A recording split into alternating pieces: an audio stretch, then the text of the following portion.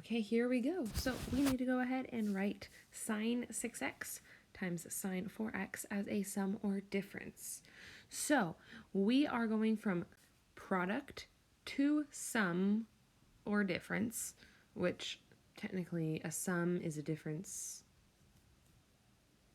of a negative, right? It's the same thing. So anyway, so we have sine alpha and sine beta. So we're actually going to use that first one that we see in our product to sum. What we're going to do is we've got 1/2 hard bracket, and the reason why we're doing this is because we're going to have a bunch of little brackets on the inside, of cosine 6x minus 4x, then minus cosine 6x plus 4x. Close the bracket, close the hard bracket.